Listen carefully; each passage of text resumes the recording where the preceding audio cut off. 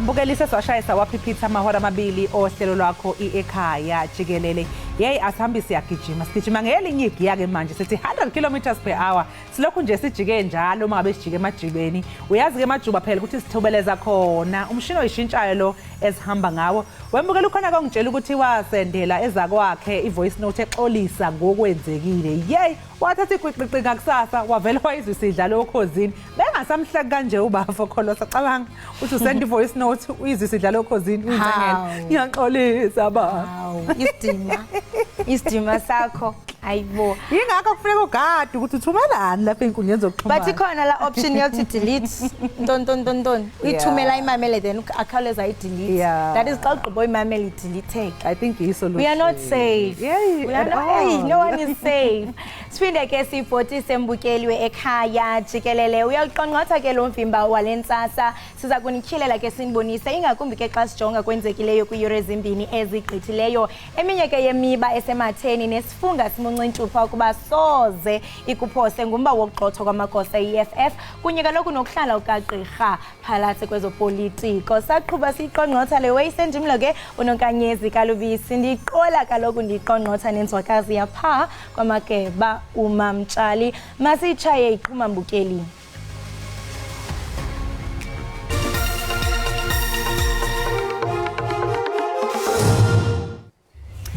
Udokotela uMphophalatsi ushile njengekhansela le-DA emkhandlwini dolobha waseGoli ukhala ke ngokuthi ukupheka kuthululwa ebuholini kuphazamisa ukuhlinzeka umphakathi ngeyidingo.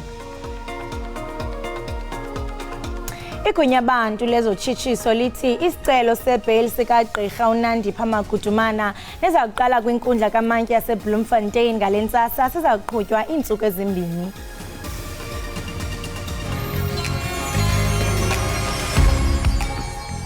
Sanibonani babukeli, I go by the name Kelo. Ngicela ngichubeke nibheke Ekhaya Jikelele as they bring you sports, entertainment and news from Monday to Friday. Sibonga, danko.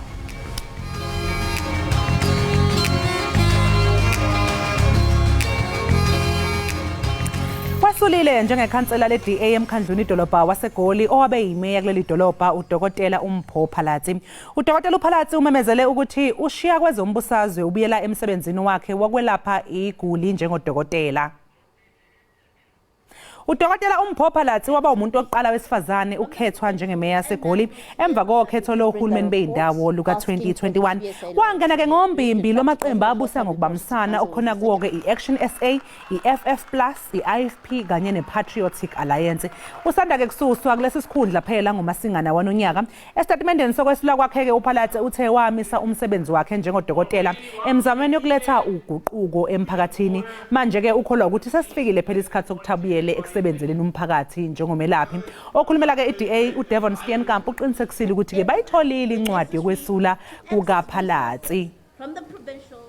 Kanti ke igunya abantu lezotshishiso lithi isicelo sebail sikagqirha uNandipha Magudumana nozakuqala kwinkundla kamantyi yaseBloemfontein ngalentsasa sizakuqhutywa iintsuku ezimbini. Magudumana ke uphakathi kwabantu abali-12 abatyholwa ngokuncedisa umdlonguli nowayengumbulali uThabo Bester ukuba abaleke kwiziko loluleko eMangaung eFreystata kwinyanga kaCanzibe kunyaka ophelileyo. Magudumana wasilahla isicelo sakhe sebail ngenyanga kaCanzibe walonyaka. Oku ke yayikulandela isicelo kwinkundla ephakamileyo sokuba abanjwe eTanzania kubhengezwe ngongekho mthetheni. Esi sicelo siye sachithwa inkundla ephakamileyo emva kokuba ifumanise ukuba uvumile ukuba buyiselwe eMzantsi Afrika. Kanti ngokumbukeli singena kwisiqendu sodliwano ndlebe. Hey mamtshali ndingathi ndirhalela into abana ndikunominate. Ngicela ukunominate. Ngikunominate. Hayi nalo mnumzane soxoxa naye hayi siyazi ukuthi sobe sithintele lezo ndaba ezimayelana nama nominations nama awards. Sebenza girl. Mbukeli ke umcimbi waminyaka yonke isebenza Women Awards umcimbi ogxile eklomeliseni abantu besifazane abasezingeni eliphezulu nabakhombisa ukukhalipha amandla kanye nempumelelo yabo. Kanti ke manje sekuphinde futhi kwavula amanye amathuba wokungenela ke ukuqokwa. Kulonyaka ke kuqonyeliswa abaholi abasunguli bamabhizinisi abenza umsebenzi oncomekayo emphakathini nakweminye nje ke imikhakha. Ukusichazela kabanzi ke ngalo mcimbi sixhumana nomphathi wayo ke isebenza Women Awards umnumzane kini nonke Shandu. Kini nonke sikubingelele sikamkele ekhaya Jikelele sasajabula ukuba nawe namhlanje kuseni. Sawubona mamtshalo njani kodwa mama? Awu siyaphila kunjani kuwe lapha eMdubane? Awu lihle kakhulu itheki negagasi lakhona. Hayi cha wenza umsebenzi omuhle phela woklomelisa ke abantu besifazane abenza umsebenzi oncomekayo emphakathini. Ingabe wawuqala nini lo msebenzi futhi nje yini le yagqugquzela ukuthi uqale? Umsebenzi uqale 5 years ago, but I think i-vision yakhona ibisingesikhathi eside kakhulu. Usebenza Women Awards ngawaqamba ngegama likamama wami usebenzisa. Isizathu salokho ukuthi umama ube ilento okuthiwa i-philanthropist. Igama nami ngilifunde later. Kodwa wayenikela nganakho kubantu besifazane ngalesa sikhathi.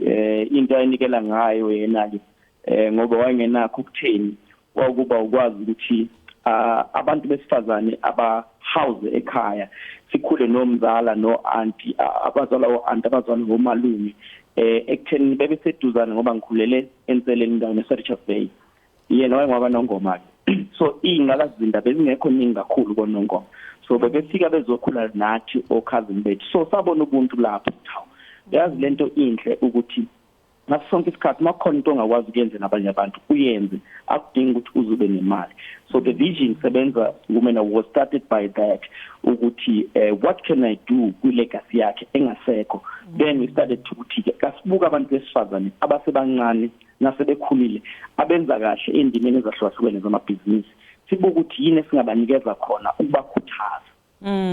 Awu cha umqondo omuhle ke Shandu lo owakufikela nginesiqiniseko nanokuthi nje umama usebenza lapha khona uyayiqhenya ngomsebenzi omuhle owenzayo. Ngiyazi ukuthi ke nigubha unyaka wesihlanu phela wesebenza Women Awards. Ingabe nje ke belunjani uhambo kuze kube manje selokhu waqala lo msebenzi ngoba ngiyakuzwa na ubali imali Iindaba yokuthi hayi ukuthi uzumela ukuthi ube nezimali kuze uqale something. Ngabe nje uhambo belunjani ngoba hayi ngiyabona phela manje ukuthi cha lama awards asezingeni eliphezulu manje.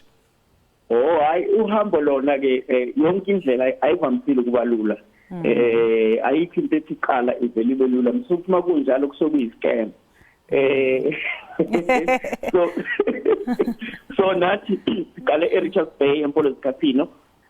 Kwaba nama challenges akhona ke kakhulukazi makuziwe endabeni zemali. Isikhathi esiningi sizame sicabanga ukuthi mhlambe ukuze uqale udinga i-funding from uhulumeni from kuphi but amasebenza awards ngiwaqale nje ephaketheni lami angishikile ifake mangithanda ukuwaqala kokwesibili kwakungconywana ngoba ngase ngine budget esikhona ekhanda ukuthi kuze ngiwenze ngidinga imali engaka kwawesithathu kwaba ngconywana futhi kwawesine kwasi-easy ngasekuthuthukwa kakhulu but into engayisho nje ukuthi ayikho into ethiqala ingakunikeza ama-challenges and ama-challenges ayiphathe empilo namhlanje uba celebrated ngo-5 years lo 4 years esuka kuwona ayusinikezile ama-challenge hayi indaba yokudlala but ke uNkulunkulu emuhle la sikhona namhlanje. Hayi ngiyabona lapha mangivula ipage leni lapha na ku Facebook isebenza Women Awards ngiyabona ukuthi mama uZanele Mbukazi bake bahlabana nabo bathola ngiyabona oNelsiwe sibiya lapha yana naye kanjalo ngiyabona ke manje futhi ukuthi sekunominatiwe bakhona no Baby Cele emkhakheni ke wezokulingisa. Hayi manje nami ngiyabuka ngiyacanga nje mangithi ngiyasearcha la weShandu kufuneka ukuthi ufake icategory ethi Women in News. Yazi into emnandi ukuthi ama opinions kanjengalawo sihleze siwalalela and yabona nje angenza example kuye kwaba nesikhathi lapho khona office laba abasekulapheni kwendabuko bebuza ukuthi bona bashiyeka kanjani ngoba babona wonke ama categories akhona but nabo bayasebenza nabo barana amabhizinisi nabo ba consult nabo and then we had to listen ngempela siyithimba sibuka ukuthi then how do we then sibuke kase sifaka ilokhuzane women in traditional healing so nakhona asibheke ukuthi ubani okwazi ukwakha izulu nobani okwazi ukulapha izulu but sibuka indlela ukuthi mama bethu vele bebeyizangoma abanye bezinyanga abanye kanjalo kodwa then namhlanje ke how do we take that CND business sesibuka ukuthi ama clients akho uyakwazi ukuconsulta kuona ngeZoom uyakwazi ukubasendela izinto abayidingayo ngama packages ukuthi akudingi ukuthi client izelifike kuwena so sesibuka lelo business ukuthi unayo insipho yakho zakhele yona unazo imiwasho zakho ezi-branded wena so sesibuka ukuthi so now usungena kwi-category yokuthi usebhizinisini lesinto and lokho futhi into enhle ngoba ingaqugquzela ukuthi nabo laba abaholi bendabuko nanoma ubani nje athathe umsebenzi awenzayo awuthene into a business elingamsebenzela. Yebo iyona into siyifisayo sibuka ngisho nabantu abesifazana abakwi-farming ukuthi mama bethu bebelima nje iy'ngadi bebe nezivande but namhlanje sekunosisi bethu asebe-supply direct ama-shops amakhulu engengiwabize ngegama sibuka lokho sibuka ukuthi bekufuya emakhaya then how do you then ukuthi ukuthatha ukufuya kwezibhizinisi ukuthi ube namadele akho ukwazi ukusupply amabhusha nazo zonke lezi so into esiyifisa kakhulu ukubona abantu besifazane bengena emkhakheni lena esikhathi besithatha njengabantu besilisa kuphela. Manje ke Weshandu imiphi ke imbandela enibhekayo ukuze umuntu phela afaneleke ke ukuthi aqokwe futhi ke aklonyeliswe?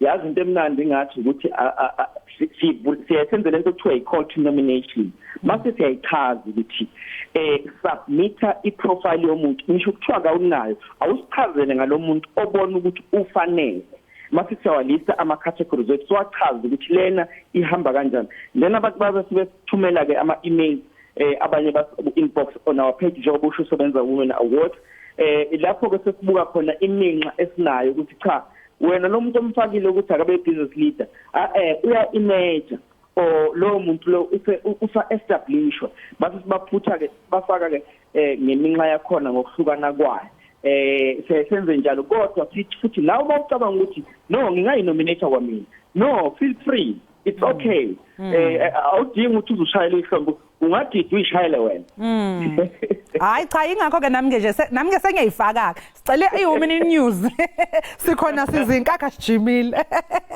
yabona nje manje Weshandu ke lo mcimbi ke enuhlelayo njengamanje umcimbi ozohluka kanjani nje ke kweminye le esidlulile? Okay lo osiyakuwo njengamanje siyo celebrate umnyaka emhlanje engicabanga ukuthi ishingane manje celebrate unyaka osihlanu kumele ibe ne-birthday ngoba isuke sicathule esesikhathi sikhuluma manje sheshile ukukhuluma so nakuthina sikuthatha njenge-milestone lokho so ngoba kuyi-celebration ziningi izinto ngama-surprises ke esizozenza ngosuku lomcimbi including nama-prizes kubantu abazobe bewinile asizukwazi ukuthi sikuveze konke ngoba kosuke sekuspoila nge-surprise kodwa abantu abayobe khona bayobona umhlobo ngoba ithimba lami lingangibulala mangase ngirevile izinto esizozenza kodwa ngoba ngisho ukuthi yo-celebrate iminyaka emihlanu hayi kakhulu kuthina lokho nakubantu besifazane sifisa ngisho nabantu bokuqala babe-nominated babe khona and enye yezinto esiyenze ngasiwathengisa amathikithi ngoba siyayisenze i-invite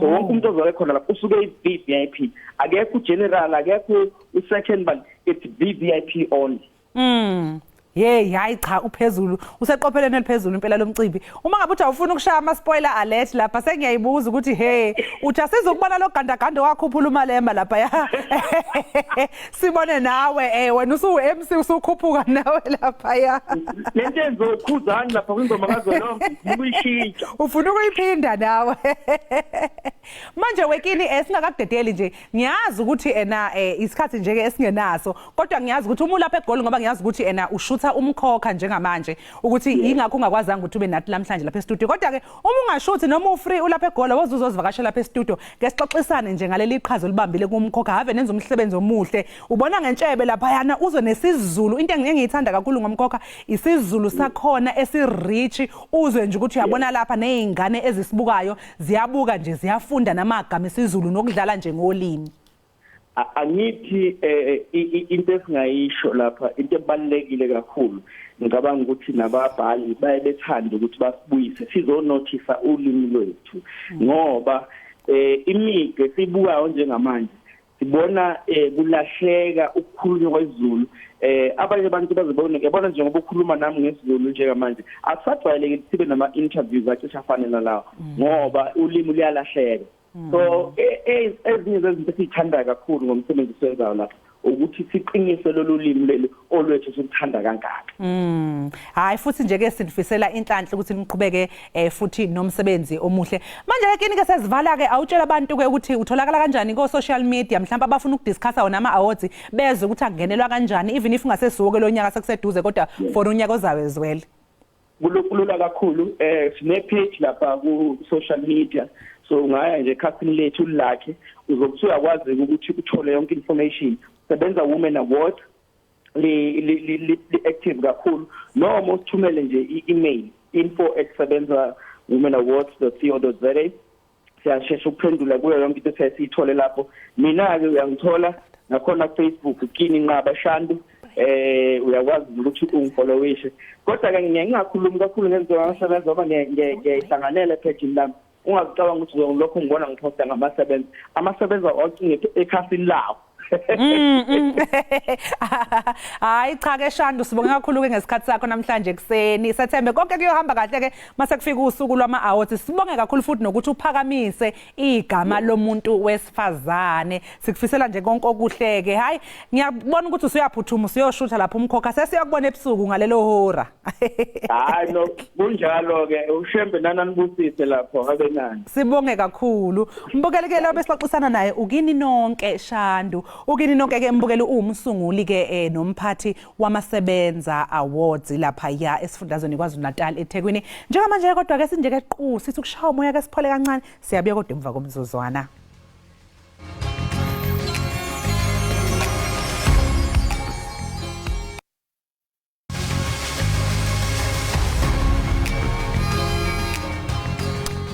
Siphinde sikamukele mbukeli wekhaya Jikelele sibonga kakhulu ukuthi ke usahlezi kanye nathi njengamanje ke mbukeli sekuyileyo ngosi yakho ukuthi ujahe kakhulu lapho sikhuluma khona ngama trends indaba ke ezingundaba mlonyeni. Singena kuyona women sebenza uthe intoni kanene sebenza Women Awards Women in News yes iyadingeka lokho khathe khona lalela ke darling ngizokufaka kuma trends uthi #trends Women in News nokolomtshali halala singena kanjalo ke mbukeli kwezitshotshe enhla ku x.com asijonge ke i-hashtags ezitheza phala phambili namhlanje ke mbukeli ne #mpophalatsi sibe no #nandipha kanjalo ke no #vusikhoza lapha yana ku #umpophalatsi ke mbukeli phela siyazi ukuthi umpho uhoxile njengekhansela le-DA emkhandlini dolobha waseGoli kulandela ukuthi ke eseke wakhethwa phela amahlandla amabili njengemeya yaseGoli ubeke eseqoka ukubuyela emsebenzini wakhe njengodokotela ukuyokwelapha iguli ngengaxoxisana naye ke lapha ohlelweni earlier mbukeli nalapho esho khona ukuthi cha yena usayilo ilungu le-Democratic Alliance nje akakayishiyi nje isikhundla sakhe sokuba lilungu lomkhandlu lapha ke we-DA kanti ke manje ke usebuyela othandweni lakhe lokuqala iFirst Love okuyimedicine washo ke nokuthi nje ke ukubona lokho ngoba iphupho lakhe kwakuthi ashintshe impilo zabantu lapha kuyipolitiki kodwa usazoqhubeke enze njalo esekwenza manje ke lapha yana emkhakheni ke wezobudokotela ake sizwe ukuthi ke abantu baphefumule bathini lapha ya ku x.com mayelana nokwesula esikhundleni kaDokotela uMphophalatsi. Uchimangadzu uthi the rent a black face policy of the DA is flawed and the sooner our people realize that the better. Where is Lindiwe Mazibukwe, Mmusi Maimane and Phumzile van Dam? I rest my case. Uchimangadzu ke usho khona ukuthi hayi ubala abanye ababengamalungu e-DA abebalela iminyama ababekhona lapha kuleli yaqembu oLindwe Mazibuko kanjalo noMusi Maimane noPhumzile ukuthi nabo abaphumanga kahle kwi-DA kodwa bona baphuma ke kwi-DA kodwa cha uDokotela uMpho yena ushilo ukuthi cha usayilo nje ilungu eligcwele le-Democratic Alliance ake sizwe ke omunye ukuthi uphendule wathini. Right, ephendula kaloku uMphalathi one session dokubana you should have never joined the DA. You could have had a huge impact politically in SA but you chose the wrong party. Uyaphendula ke uyele session dokubana ngengaqalanga ukuqalisa into ba azibandakanye nombutho we-DA. Uyathi into kubana ebezawenza kakade ifuthe emangalisayo xa sijonga kwezopolitiko apha eMzantsi Afrika. Uyatsho ke uthi hayi uchoose wrong. Hlabele mgama sijonge ke abanye baphefumule besithini. Ukhona ke uMapule R uthi yena DA lost an opportunity. They will lose out on black vote in Joburg unless Mpho resurfaces as a member of Action SA in that coalition. Ukhona futhi omunye ophawulile mayelana nodaba luka #mpophalatsi ku x.com ngesibone i-X elandelayo. I-hashtag ke elandelayo umbukeli laphayana ethi #Dr Nandipha. Kwenzakalani ke Kholosa ngo Dr Nandipha? Lalela hlala phansi zakuxelela. Ugqirha Nandipha Makhuthumana ufake isicelo sebail kwinkundla kaMantyi yapha eBloemfontein. Isithethi ke segunyabantu lezotshutshiso eFreystata uPhaladi Shopping uthi ke isicelo simiselwe kuLwesibini nangolwesithathu. Ngaphambili ke wena mbukeli nawe mamtshali uMakhuthumana wayeyigodlile ilungelo lakhe lokufumana ibail. Logama ke kusalindwe iziphumo zesicelo sokuba abanjwe kwaye abuyiselwe kwelalizwe laseTanzania kubhengezwe njengokhosi emthethweni. Ngomhla ke wesihlanu kweyeSilimela uJudge uPhilip Lupsa usikhabile sisicelo ngelithi uMakhuthumana uvumile ukuba abuye xa waxelela amapolisa ukuba awufuna ukubuyela eMzantsi Afrika aye kubona abantwana bakhe. Yintsida abadala lena wena mbukeli kwaye ke abaphulaphuli baye baphefumula pha ku x.com simvo ziyabethabethana masive uTebza FC South Africa uyathi into yokubana now that Makhuthumana will be applying for bail tomorrow, does that mean she has considered that she will not win her argument of illegal deportation? What are the chances of her getting bail after being arrested in another country? uTebza ndiyambona into yokubana uyabuza ubana angakanani mhlawumbe amathuba wokuba mhlawumbe lo kaMakhuthumana angazifumanela ibail emva kokuba ethe wabotshwa kwelinye ilizwe. #Nandipha #Thabo Besta. Kuncembe sijonge mbukeli into yokubana abanye bephefumule besithini ngalomba. Ufaisal Patelene uthi Makhuthumana previously reserved her right to bail pending the outcome to have her arrest and extradition from Tanzania declared unlawful. Phela uzokhumbula wekholosa nawe mbukela ukuthi enye yama conditions okuthola ibail eyokuthi akufuneka ukuthi ube i-flight risk. I-flight risk ke ilene yokuthi uma ngabe sebekhiphile ngebail awuphozi ini risk yokuthi kungenzeka ukuthi ubaleke. Manje ngazi ukuthi kuzombeka phi uNandipha lobo ngoba phela yena vele ubanjwe eTanzania esevele sebalekile. Ake sizwe ke enye ulunye uluvo ukuthi lithini. uVelvet Child SA uthi ke yena she was playing 5-4-1, now Nandipha Makhuthumana is going offensive with 4-4-2 applying for bail ha. Baby yaThabo Besta uyambona ukuthi uVelvet ke ufanisa ubeka uchaza lento enziwa uMakhuthumana njengomdlalo phela u541 no 442 kuba ama formations ajwayele ukusetshenziswa laphana ebholeni ke likanobhutshuzwayo. Shuthi usho khona ukuthi hayi shuthi uyayibona ukuthi le game plan abethuza nayo uNandipha isebenza usezamenye manje. Ingabe usasekhona umunye ophendulile Kholosa lapha ku x.com mayelana no #Nandipha? Hayi bakhona kodwa ngiqondi nje obana mhlambe uzawuvela. Hayi ke njengamanje jonga #Vusikhoza. Vusikhoza ke mbukeli uVusikhoza uyilungu leEFF eParliament kanti ke siyatholile ukuthi lapha ungomunye wabantu ke abangaphezulu kwama200 200 abangabaholi beEFF okufanele ukuthi ke bashenxe ikhundleni kuhulumeni. Lokho phela mbukeli kulandela umyalelo okhishwe isigungu esiphezulu seqembu ngelithi bahluleka ukuthutha abalandeli beqembu ukuze bezokwethwamela umgubho ngelithi kwakuwumgubho lona weqembu ke eminyaka eyishumi lasungulwa wabubanjelwe enkundleni ezemidlalo ke-FNB ngenyanga endlule mbukeli uzokhumbula ke leyo birthday party ye-EFF. So ke amanye amalunga awakazange ukuthi afike ngenxa yokuthi ngathi akubakhona ukuhlela kahle indaba ze-transport amabhasi njalo. So ke umholi kwe-EFF uJulius ukhipha umyalelo ukuthi ke bonke labo bantu labo kufanele bashenxe ikhundleni zabo ngoba behluleka ukwenza lokho. Manje ke abanye balabo abaholi bakhala ngokuthi awu kwakumele ukuthi bakhiphe ekhukhwini labo ukuze phela bathuthe abalandeli beqembu. Ake sizweke ukuthi zithini izimvo zabantu. Political termination uthi yena let him open his own party like others and get 50,000 votes peacefully then joining EFF. The more EFF ikhula is the more Julius Malema is getting confused and playing dirty open hand of dictatorship. How do you kick out a strong and vibrant comrade like uVusikhoza for being vocal? Eish, uyabona ke Kholosa yakhumbula ngesikhathi ukhuluma lapha yana no Dr Breakfast kanjalo ke futhi ubukhuluma lona udaba lo liyana. Into engiqaphelile ke lapha yana ukuthi ena besifisa ukumbuza ukuthi ena lesi senzo sikamalema sokuthi ke manje athathe lesi sinqumo sokuthi laba bantu abashenxe ekhundleni ingabe akuzukwenza yini uqhekeko phakathi kwiphathi ye-EFF umuntu uyabuka ke manje abantu mabephawula ngokuthi uVusikhoza ungomunye wabantu abapowerful lapha yana kwi-EFF umxosha kanjani enye ke izinto lezi engadala ukuthi kube noqhekeko phakathi uyambona ukuthi useziya suggest ukuthi ke hayi naye akavule elakhe iqembu uVusikhoza uzothola ke amavoti lapha yana hayi ke uvo lwakhe ke naye kodwa ke siqhubekele phambili siza ukuthi omunye uphefumulo wathini Uphefumulile I am not a Chief Justice esisho into kubana I honestly knew Vusikhoza wasn't gonna last longer in the EFF. A very good leader who can be loose at times when he gets an opportunity to show political maturity.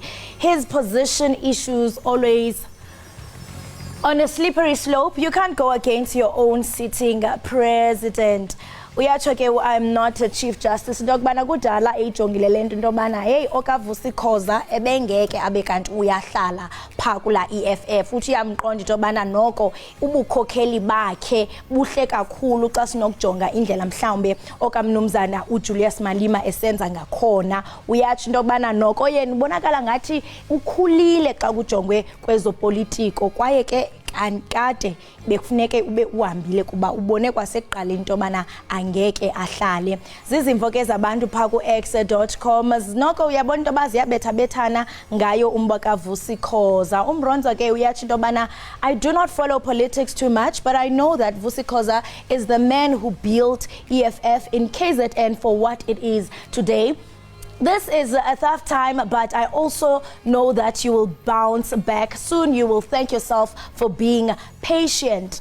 Uyatsho ke umronzi into kubana akazilandeli incam ezopolitiko kodwa ke uqinisekile into bana xa bejonga iphondo lapha kwaZulu Natal uVusikhoza ngoyena muntu owayephala phambili eqiniseke into kubana uyawakha lombutho we-EFF uphosa ke namazi emvelwane ngakuVusikhoza esisho into kubana ewe elingaba lixesha lobunzima kodwa Chungcembe uyawufika pha ekugqibeleni sizimvo ke zabantu pha ku x.com bephefumula ngomba ke otshisa ibunze sibona into kubana udale ingcwaba wombutho we-EFF kanti ke besifunda #Vusikhoza sibambe ngazibini kalongo kuba nisiphefumulele qinisekani kaloko into kubana nenza njalo nalapha kaloko ebudeni bobusuku niyasitheka kwizinto ezitshotshe enhla mhlambe ke singathi ke ngengomso nizibone sizifunda apha ekhaya jikelele hayi ke mbukeli okwamanje ake siphosa amehlo ke sibone ukuthi ngaphandle ngabe kushushu okanye kuwarm okanye kuyabanda isimo sezulu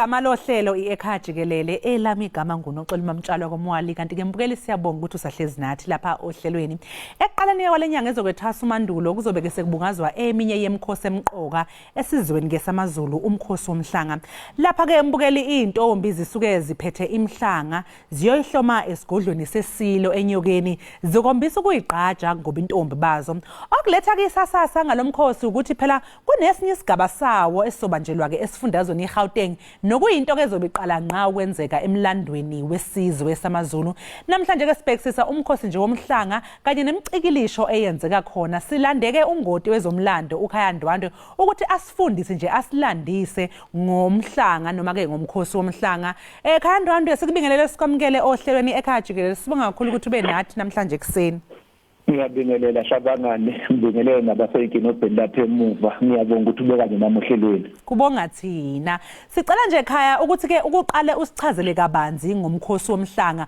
Usukaphi ingabe ithini imvelaphi yawo? Umkhosi womhlanga dadewethu eminye yemikhosi emidala yayenziwa kwaZulu kodwa wahamba washabalala. Cishe ushabalale ngaso isikhathi selembe ngoba kwasuke kwasekuba nezimpi kakhulu. Umuntu okuyena wakwazi ukugcina inkosi uMabhodla lapha eRichards Bay. uMabhodla ke washiye ekhulumile ngawo ukuthi kuyohambe kube nenkosi eyofika ezovuselela lomhlanga lomkhosi womhlanga. Washo nezinto eziyokwenziwa yingakho nje uyobone ngoba kuzochithwa nje kanti kuzwe emhlangeni kuba nosuku lapha khona isilo sokhipha khona intombi seziyogayula umhlanga. Umhlanga ulandwa khona lapha ke kwesesilo uMabhodla ngalekathi ke umntana enkosi ehlala phansi nesilo bebukisana ngenxa yokuthi ibhebhetheka kwegciwane lengculaza nesandulela salo. Babe esethi umntana enkosi ize lapha eSwazini abinazo izimpilo eziningi njengeSouth Africa kodwa into ephephisa abantu abasha eSwazini umkhosi womhlanga. Umdlokombane wasiya kusukumela lokho ukuthi cha awuvuse lomkhosi womhlanga. Wayesekhuluma nomntwana kwaMandlakazi uDr Prince Zeblon Zulu okuyena akhulumisana naye ukuthi ucela menzele ucwaningo ngalomkhosi womhlanga ukuthi awenziwa kanjani.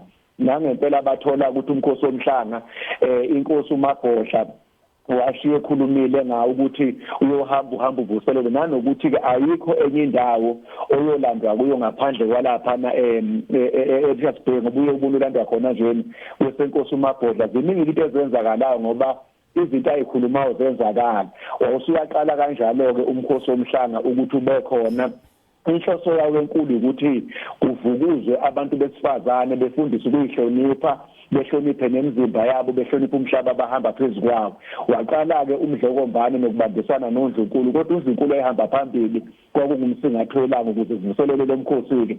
Waqala ke wavuselelwa ke waya ngegaba ngikhumbula nje mina ngikhulele khona kwaNongoma intombi zayisalandwa ngamatraka lapho kunamatraka kwaze G ahaqala hamba ayihambise lezi yogenye umhlanga abuze ubeke lapha nakuphinde futhi kulandwa amatraka. Isimo singe njengamanje kuhlalwa phandle egangeni kodwa ngoba kwakuyivangeli kunyono olunyono uthebeleni wayukhuna njengoba usubona usubulelize ngosuku njengamanje dadewethu. Yandwandwe ingabe ke ithini imigomo okumele ukuthi landelwe intombi noma ke okulindeleke entombini esuka ihambisa lomhlanga esilweni? Umhlanga nje dadewethu uwodwa usho ukungcwele. Umhlanga nje kwaZulu represent ukungcwele. So uma ngabe umuntu ezohamba umhlanga fanele abe intombi eyigcinile entombini bakhe angamazi umuntu wesilisa isibaya singazange sifohle. Ngenxa yokuthi ke kwagcina sekukwanda ke nabantu abaganayo kwabe ngoba ngisho umntwana kwaMandlakazi umntwana omkhulu kwaMandlakazi wabe selibuka lelithi ukuthi ngenxa yokuthi igcina sengena nabantu abaganayo lo mkhuba unqandwe lapha endaweni khona labo mama ethiwa ngonomehlo okuyibona abayehlolayo zonke intombi ezizwa lapha emhlangeni ukuthi isayigcinile intombi bazo sabugcinile ngoba lokho kusho ubungcwele. Futhi okwesibili kufundisa nendlela yokuyiphatha nenhlonipho umuntu ahloniphe umzimba wakhe. Nabafana ke nabo bayafundisa ukuthi cha musa ukusondela eduze kwalomuntu isimo sisenje landela imigudu efanele kodwa kamahlonga nje bakhona. Kodwa nje kumbuzo ukugoqa ukuthi kufanele umuntu abe intombi emsulwa njengoMaria engayazi indoda dadewethu.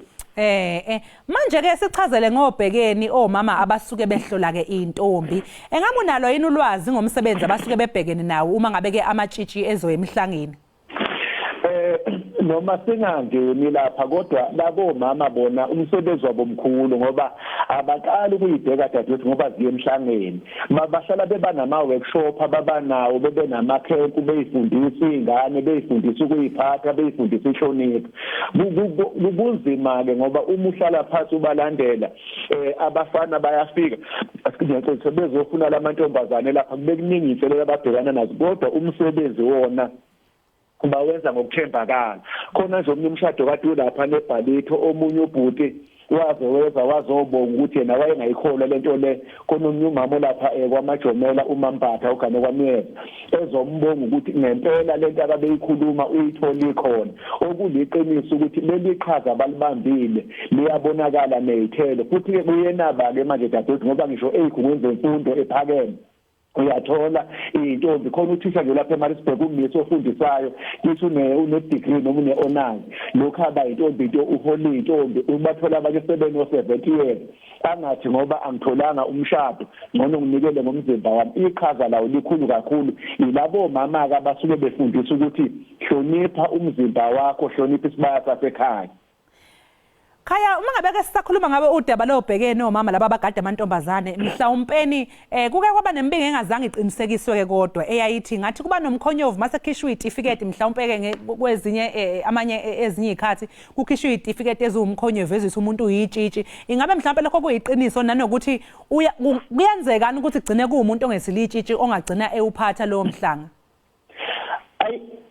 Ithathe lezinto ihambe ngokwe social media ungazi noma kuqonde ukunyundelwa isiko yini ngoba uma dadewethu ufuna into yami idume eyakho ingadume ufuna ngibe nendlela yokuyinyundela sagcina sehlulekile noma singekho lapha kodwa kwagcina kungavelanga ukuphumela obala uzokhumbula ukuthi kwayena uhulumeni wakwaveza ukuthi bayahlukunyezwa abantu besifazane noma beyohlolwa lapha kwaze kwasukuma umama nomagugu ngobese uDr Ngobese wayehola lawo mamashi lawo elisana nohulumeni ukuthi siyekeleni ngesiko lethu emva kwalokho kwasekuqhamuka lesitori sokunyunda ukuthi kunetifiketi eziphuma ngomgunyadi ongeke wazi noma yilabo abantu ababekade besaka ikala lapha sebethi asinyunde lelisi ukuze ubungezukwethenjwa umuntu lapha. Manje ngokwesayensi ke wendwandwe kanje kanye nje ke nokubuka izinto ezenzeka emhlabeni esesiphila kuwo kungenzeka yini ukuthi ngoba siyazi ukuthi kuthiwa mangabe uphetheke umhlanga ungasilitshitshi uyephuka mina nje ngake ngawuhamba umhlanga ngisase lapha emabangeni ami okufunda ngikutshela ukuthi ngendlela engangiwubambe ngangilokho ngibuke phezulu ngenza isiqiniseko sokuthi ungahlangani nemhlanga yezinye intombi uzunqamuke ngoba lokho kungangifaka enkingeni ingabe nje into ekhona yini leyo noma mhlawumbe nje inkolelo nje zabantu. Inkoleloze sithi ukuthi uyephuka ungathola ukuthi njalo kuqala kwakwenzeka ngoba nesiko liyaya ngokuya liphelelwa ngamandla dadewethu ungathola iqala into eyayenzeka ngisazoye ngenza ucwaningo kodwa njengamanje nje njengobuso nje dadewethu awulokothi wephuke umhlanga azake ngiqondane nawo nami ngihambe ngicine lapha ngifuna ukubona ukuthi ukhona engahle kwenzeke angizange ngiqondane nawo wephukile ngicabanga ukuthi enye yeinkoleloze esingeke sigqiliswe kuyinkoleloze mhlawumbe eqala masingahlela nawo usukunika assignment sizobe phambi sokucubungula kwakwenzeka yini wephuke lethi ifana nomhlehla ngithi umhlehlo uma ngabe umuntu emula uma eyintombi into sasitshenwa lapho ukuthi hayi noma engasina kanjani awudabuki kwaqa base bethu uyagqunqa kwaqa kwasithi hayi khona amakhelwane abawuloyayo ukuze udabuke khona amakhelwane abawuloyayo ukuze uqhunqe sekufanele nawo uqobula umhlehlo uzoqinisa ugcina ubohlento ungathi noma yayikhona kodwa isifaka nenkoleloze phakathi. Sasiphatha nje ke wekhaya esinye ke isigaba somkhosi womhlanga soba nje lesifundazweni iGauteng. Njengoba kungenasigodlo nje ke lapha kulesi sifundazwe hawu lo mkhosi uzohanjiswa kuphi lo mhlanga? Ngicabanga ukuthi dadewethu mhlawumbe lento yakhulunyelwa iseseziko. Ngicabanga ukuthi bayikhulumela mhlawumbe kwakuseyiproposal ukuthi ifanele kugcine kunomkhosi womhlanga ozoba khona lapha eGoli angazi ke noma mhlawumbe bazosebenzisa lezi abadlalela kuzo umdlalo kaShakile empeni ngoba yabothi wafika igodlo lapha kwakhotha kwaNdwandwe esakwazulu esakwamkhetho sakwamhlongo angazi ke noma bazosebenzisa esinye salezo ndawo abadlalela kuzo kodwa ke umkhosi womhlanga uye wenzelwe esigodlweni engwavuma kunethuna kunedlinza lesilo lapha wenzelelwani khona wenzelele esigodlweni nakhona ke kusuke kuyilemgubhe ekuthiwa singathi mhlawumbe ama-pre-party omhlanga uqoqe intombi ukuze ivivele kuyoya lapha ngenxa yobude khona abangakhona ukuza khona abanye abathola ukuthi uma befike laphana sothi bayamotivateka bese bebona ubuhle baletho ngicabanga ukuthi yaphuma ngakafanele iphume ngoba uchaza ngedadewethu isigodla sikho kufanele kube nesigodlo okuyisona kuyosetyenzelwa phekwa ngoba ngeke wenzelwe esigangeni dadewethu.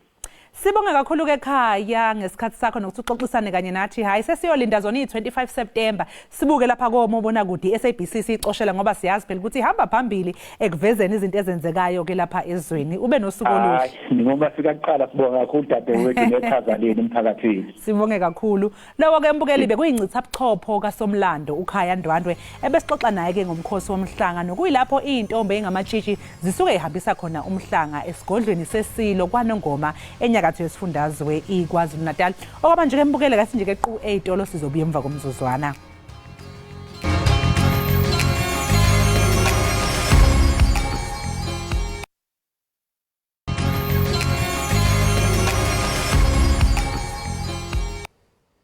Enkosi ngokuhlala nathi nisasibukele apha ekhaya Jikelele. uChristian Netlenga Barnard wayengugqirha yokutyando lwenhliziyo waseMzantsi Afrika owathi ke wenza utyando lokuqala ehlabathini lofakalelo lwenhliziyo yomntu.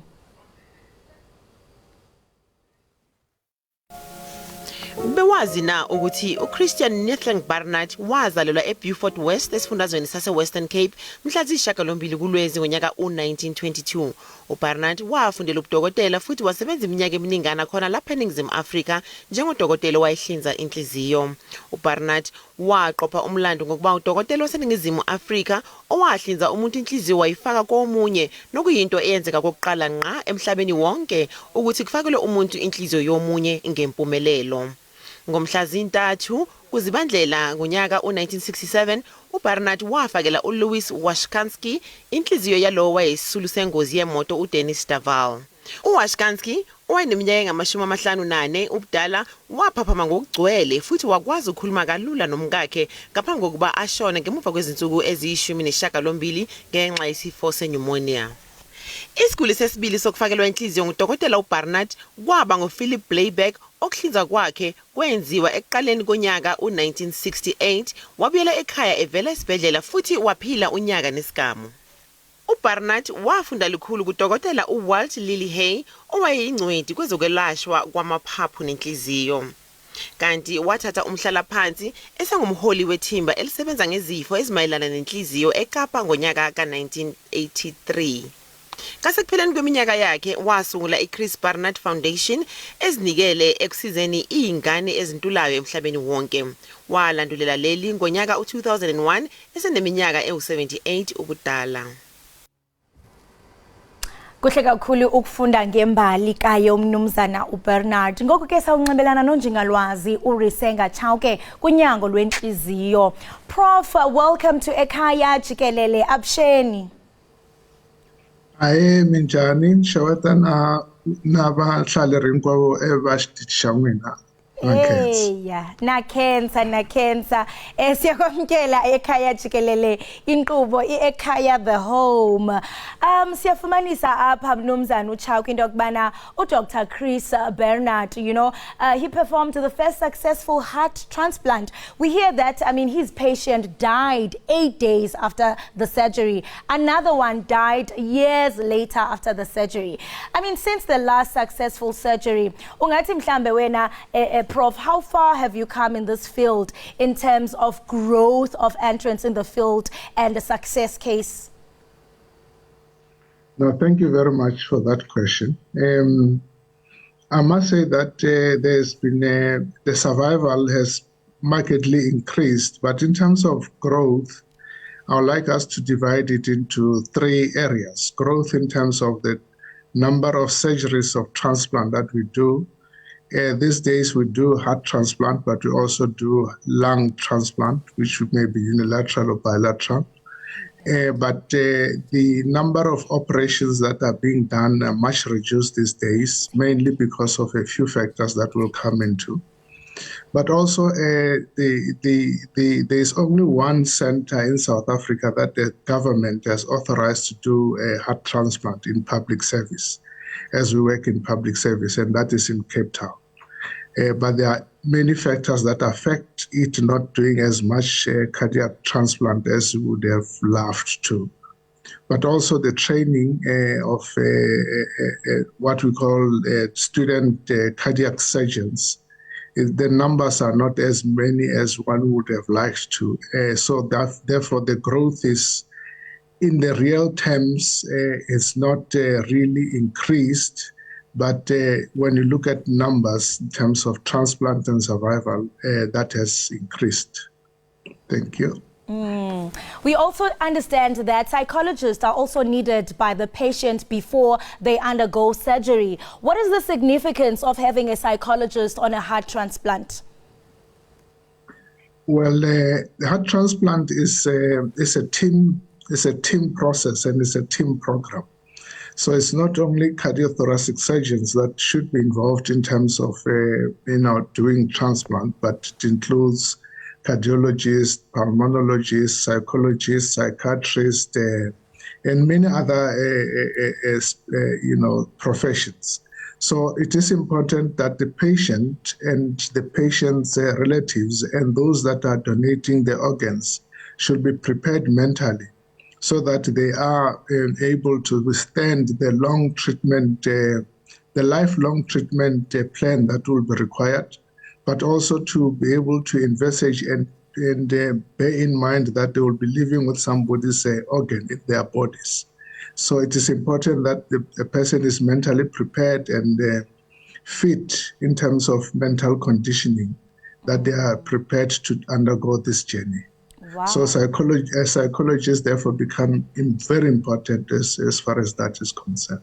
I also like the part that you issued, that even those that are donating must also be mentally fit. And I mean, I'd also like to find out, what are some of the challenges this fraternity has had to face? Well, those that are donating we mean their relatives, because those that are donating would have passed on.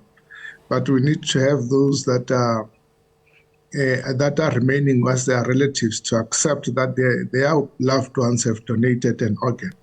And we know that as Africans, it becomes a difficult thing to want to bury your loved one with one part of their bodies missing. So it's important that the psychologist zone in and prepare them. But to address your question specifically, the challenges, as I said, there's only one center that is certified by the government in public to do cardiac transplants. So the number of transplants would be much less than we anticipate. But also the problem of people not donating organs is a challenge in itself. The other challenge is it's expensive to maintain a transplant program because, as I said, it's a lifelong commitment, and the medications that get prescribed afterwards are very expensive to prevent organ rejection. So it's important that we recognize this, and also recognize that if we get more people engaged in organ donation, and we can get more centers certified to do transplant in public. Of course, there are centers in private that are doing cardiac transplantations, and those are doing quite well, if I may say, but also limited by the number of people that are prepared to donate organs. We know that, I mean, Dr. Barnard had started a foundation, where he participated and groomed young people in this foundation. What is the country doing to ensure that we have more and more Chris Barnard? No, thank you very much. I must then say that the number of cardiothoracic surgeons registered by the HPCSA at the moment is 150. Saving a population of 60 million plus. But if you look at those that are registered by the Health Professions Council, it includes those that have passed on and those that have retired. So in the main, we have about 130 or so cardiac surgeons. Of those, 12 are females. If you look at the numbers, it means 130 saving a population of 60 million plus. We're looking at one cardiac surgeon per population of 500,000. But that is also skewed because many of these 130 are in private practice. So a fewer or less number is in public service. And we know that 80% of our population in South Africa is served in public service. and only 20% is served in the private sector.